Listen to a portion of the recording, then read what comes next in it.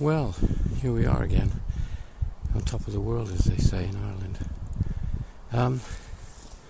There's the wind vane that we've just placed up here today, actually, on top of the turret, which is on top of the roof, which is waiting to be tiled on top of the development, which I'm in the middle of doing.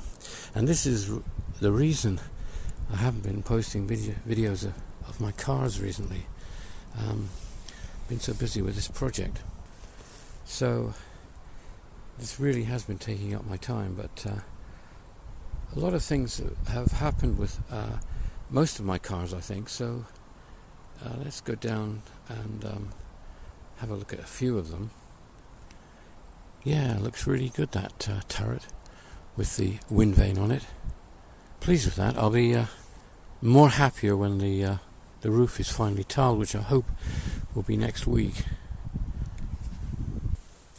Well, I thought on the way down from the roof I'd just pop in through one of the windows and just have a look at this part of this house.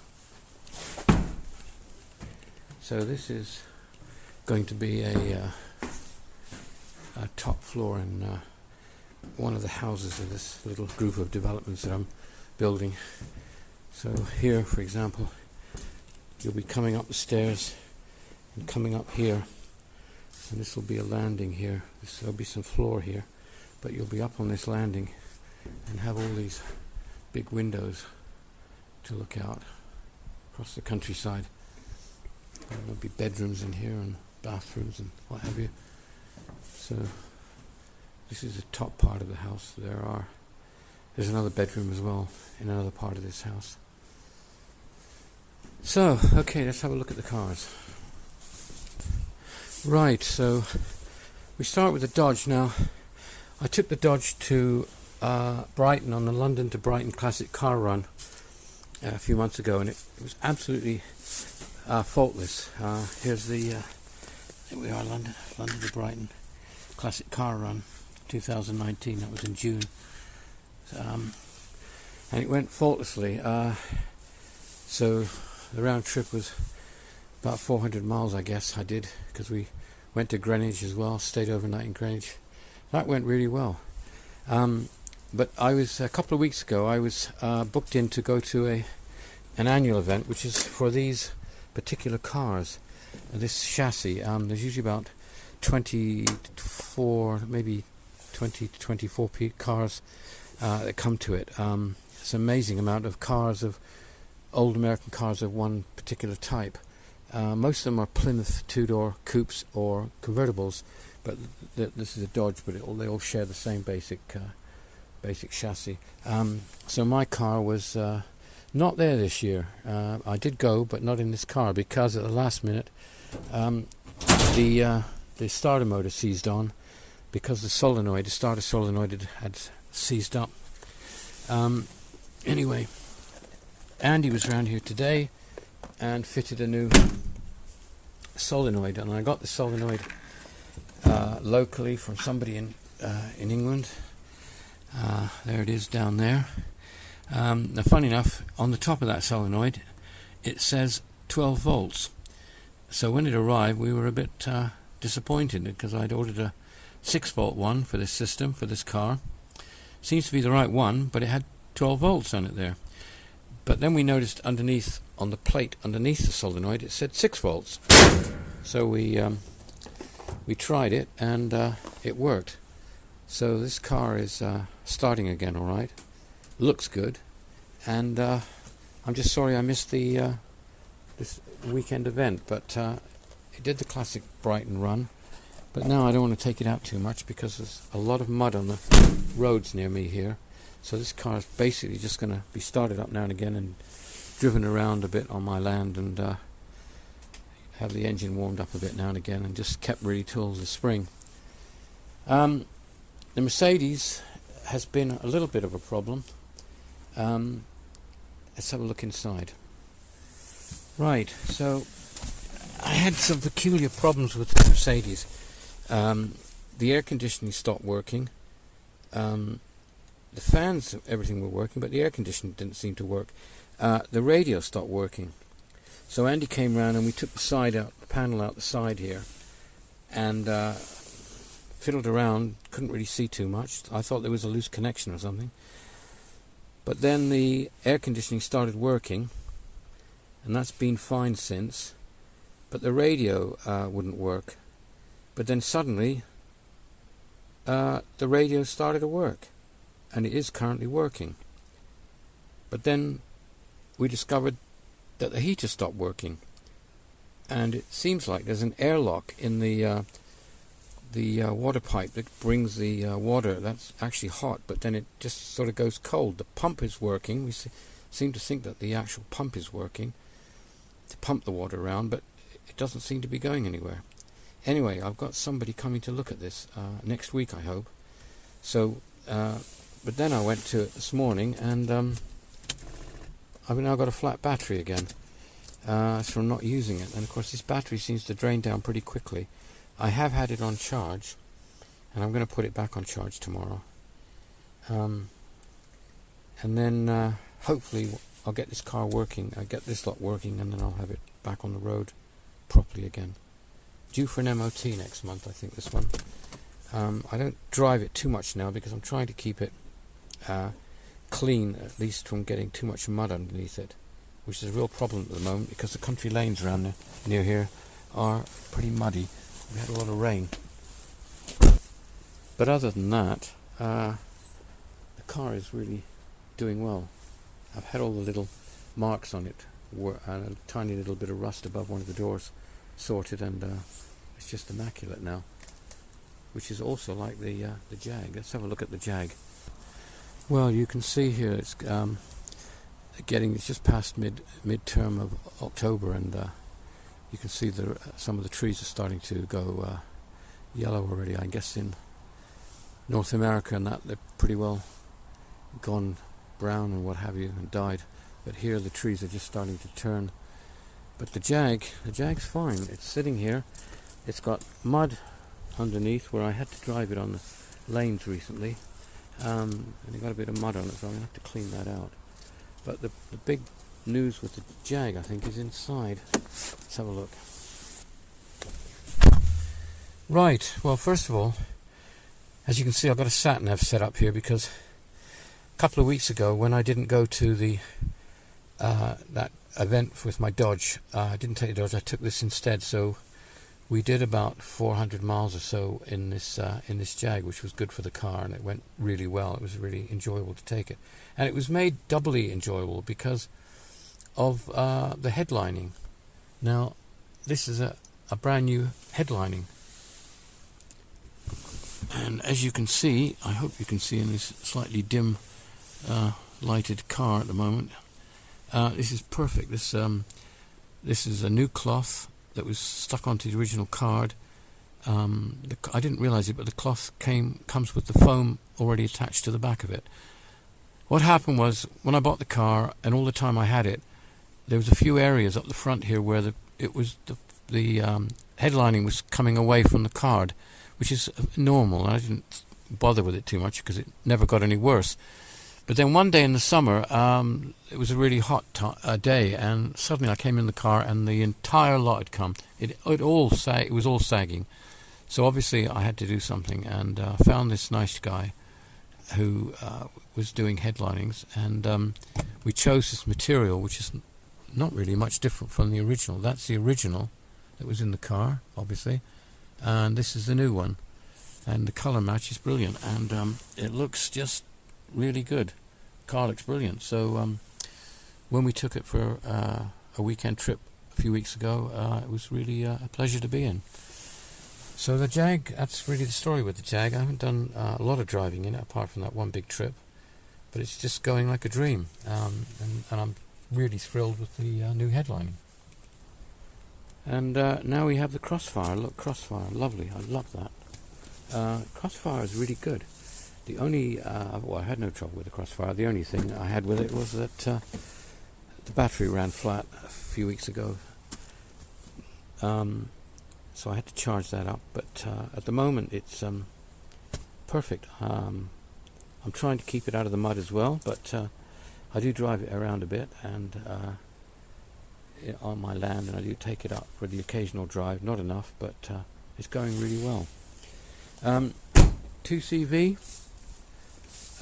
been out in it but a lot, but not enough this summer that I really wanted, because I've been so involved with this project. I didn't get enough driving in it. It's going well with no real problems at all. The engine's run in. Now, I was going to take this to Croatia. We were going to be away for just over a week, driving to Croatia and back again. But because of the project, unfortunately, I decided not to take the time off away from the job. So what we did was we already had a hotel booked in the town where the 2CV rally was being held. So I decided to fly down there, hire a car, and spend a couple of days down there, and just looking at all the 2CVs. And here's a few pictures just to give you an idea of what it was like down there.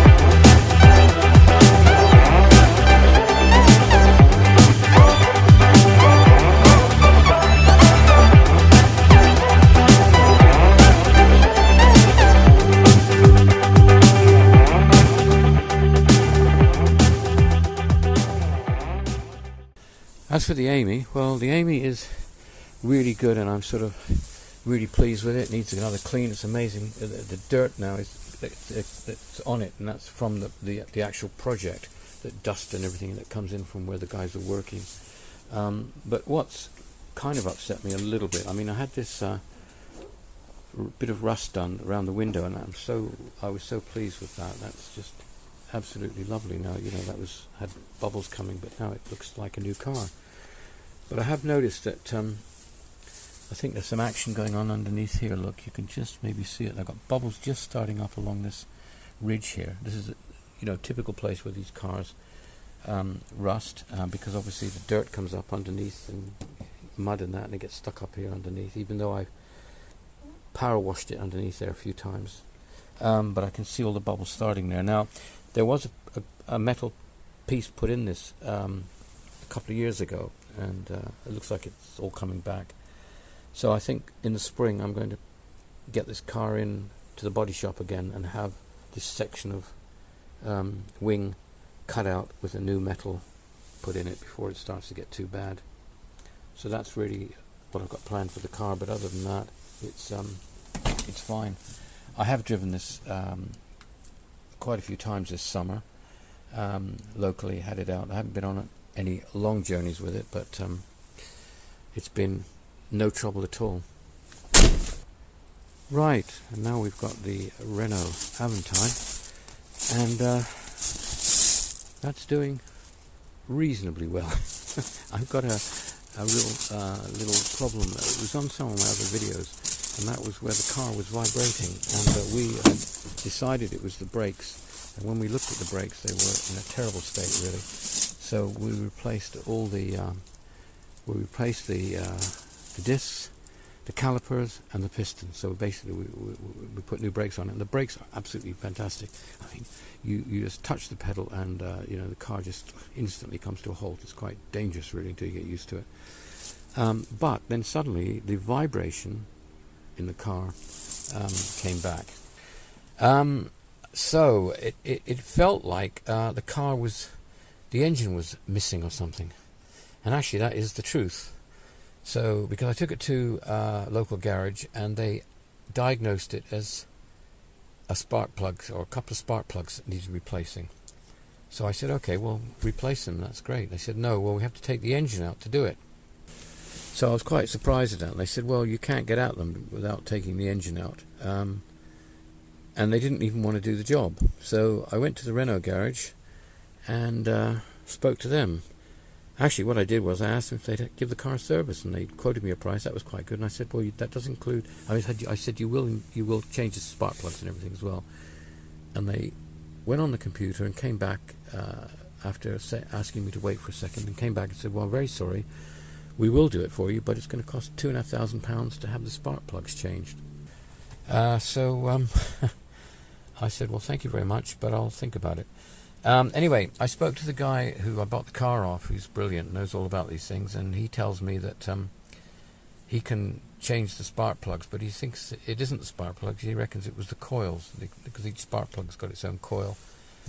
Anyway, the long and short of all this is that I'm buying new coils and spark plugs, and he reckons he can change them for me without taking the engine out. And hopefully, in a couple of weeks, he's going to be here to do that for me. I'm very grateful for that.